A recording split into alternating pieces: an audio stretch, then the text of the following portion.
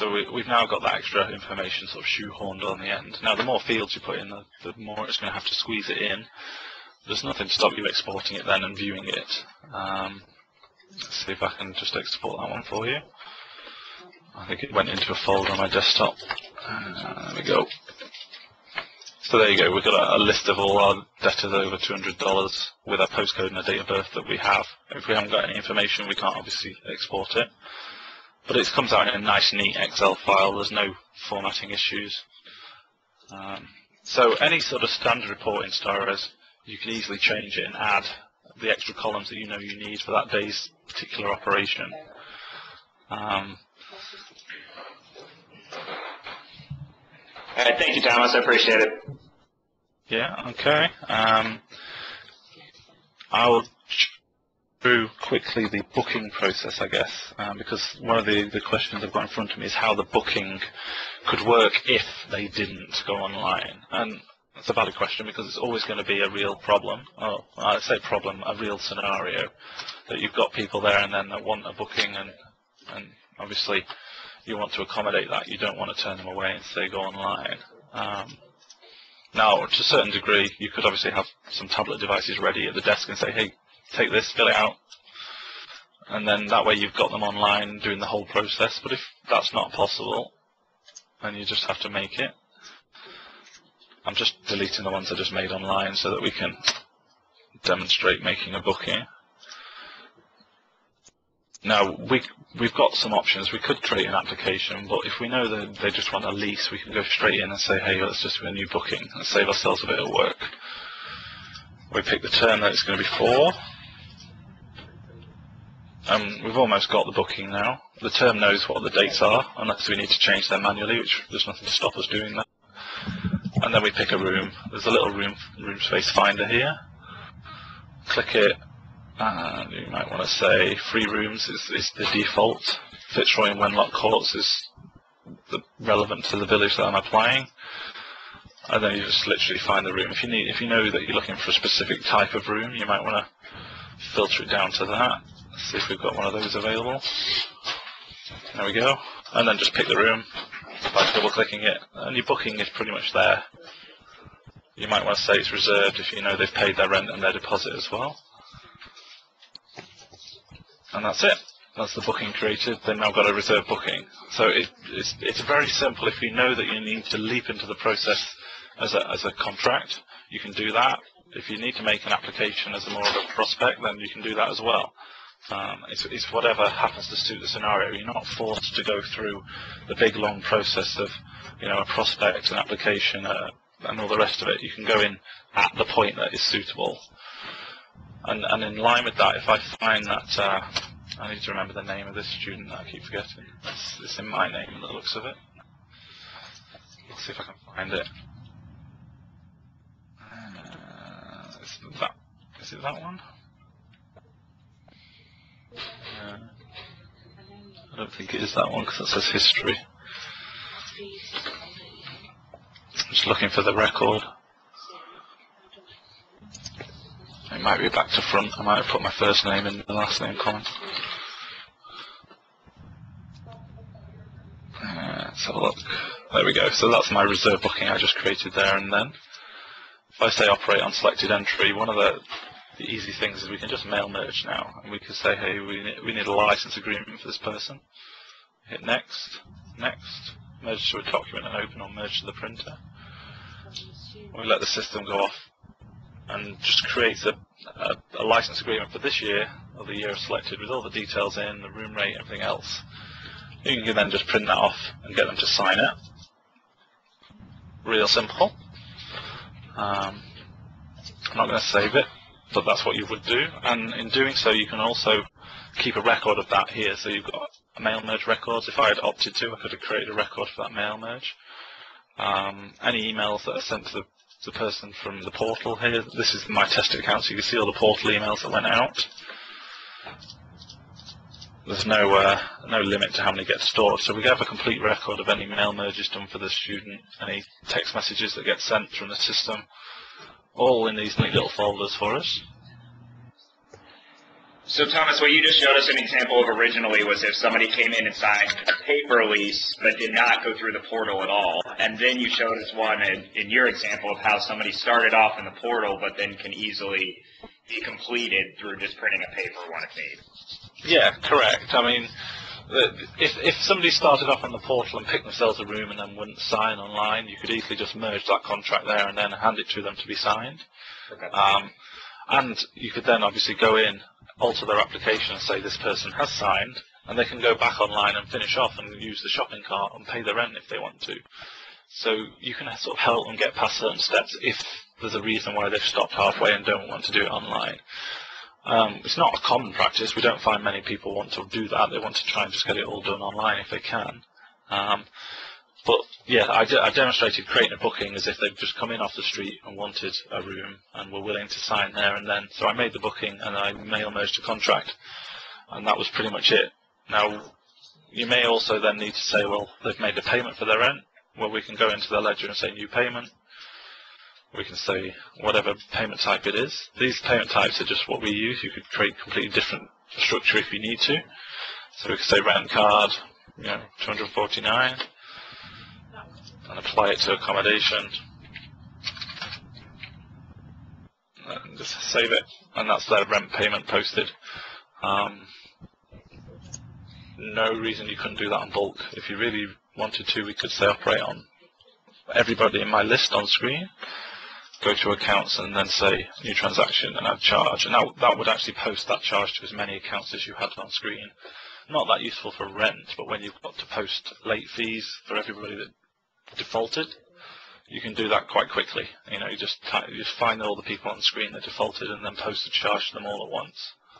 And it's as simple when you do concessions or anything. For instance, if you had to transfer, well, using you, I guess, if you were actually moved in, if Thomas Kramer was entered into the unit and you needed to transfer them, would all the concessions and all backdated information just transfer over? Or would it need to be re-entered? When we're talking about moving rooms, it does depend on how complicated your payment structures are as to how easy it is for the system to handle. So if you've literally got a nightly rate in the system, then the system will prorate from one room to the next and adjust your account accordingly. And it will know what to do based on the term they've applied for, which in turn should know about the concessions. If you've got a complicated payment plan that takes more rent for the first few months and less for the later ones, the system can get a bit confused, and then in that case you need to have somebody who understands what it's doing and can post the corrections.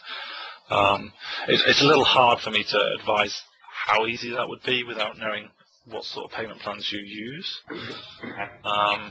But posting any kind of adjustment is real simple. New adjustment, how much accommodation, and then it'll adjust the account accordingly. And you can also reverse. I think you can right-click and reverse if it's a charge, or you can say, I think there's an option to reverse charge on here as well, reverse transaction there. So reversals are quite easy as well. Just pick the transaction that needs reversing and just do it.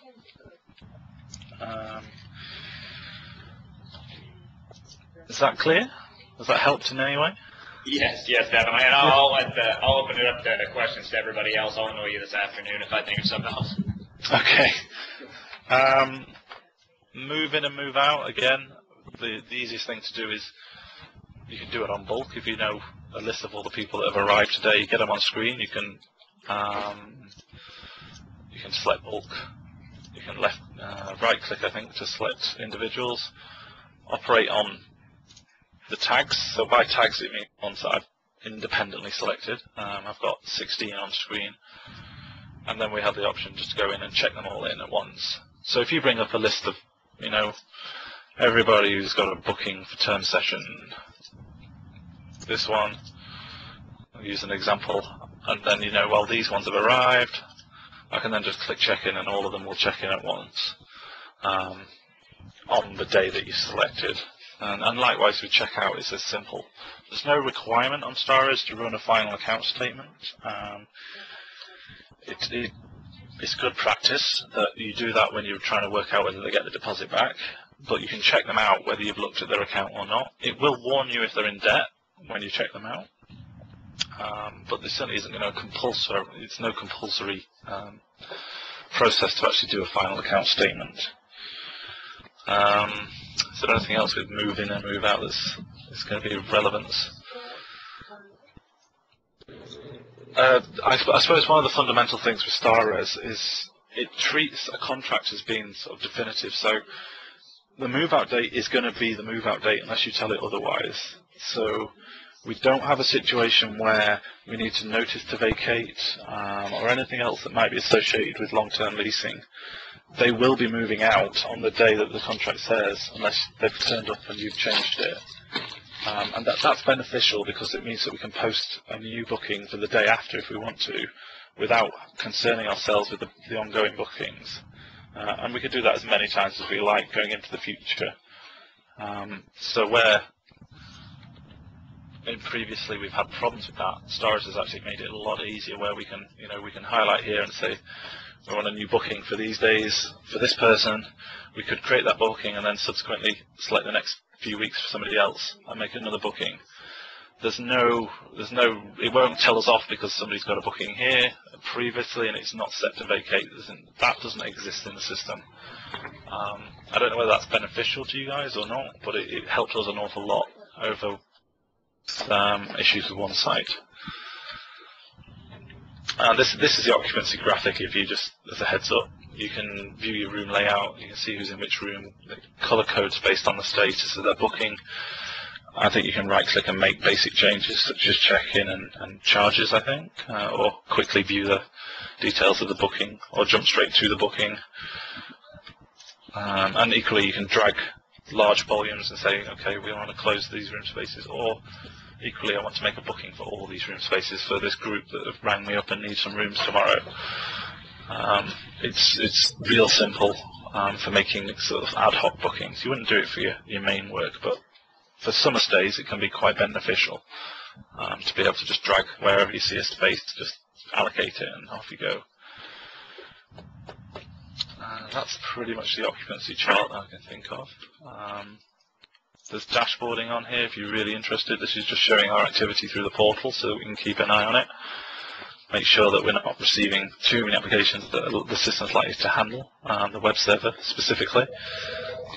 This is quite low volume, there's no concerns there. And you can add other graphs, based on what instance are going through the system.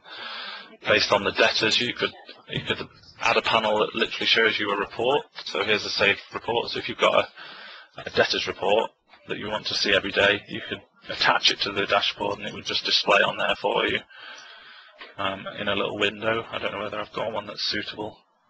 I'll try that. I suspect it won't, but I've never tried. Oh, there you go. So that's the little debtors report that's now embedded in our dashboard with a bit of information on eviction dates that we record in the system and how much rent's due. So that's just one example. You can do any report you like if you like these dashboards. We've got a little bit of time. Has anyone got any questions at this point? Thomas. Yes. This is Dave. I just had a question. IM over to me, and I wanted to ask. Okay. Prospects. Like we have someone come in for a tour. They're interested, but they're not really ready to sign a lease. But we're going to need to do follow-up. Yep. We're going to need to stay in touch with them and track, their interest and things like that. Can you please explain, how we would get that information entered? They didn't, enter anything online. They came in to see us, or they called in, and we want to be sure and keep up with that person. Okay. Now, I guess this returns slightly to the fact that StarRez is quite flexible. How you use it, to some degree, is up to you. So what you could do in this case is, or what I probably would encourage people to do, is to make a new applicant. So you create the applicant, you capture their name, you capture their details, potentially their nationality, anything that you may have as a result of whatever activity it was that got you this lead. And then, depending on what that is, so if we create a new application for this person, if it'll let me, before I've added a name, you could then give this application a status. So application status is here. We don't use this in the UK, but you could create statuses, and I advise you do this as a central thing. So you define what status you want. So you may have a status of prospect, and then having done that, having made whatever information you have, so they're probably a prospect for this term, select the term, give them the status prospect. I don't think there's much else that you'd want to capture at the early stages, but you've got a basic record of the student and their interest.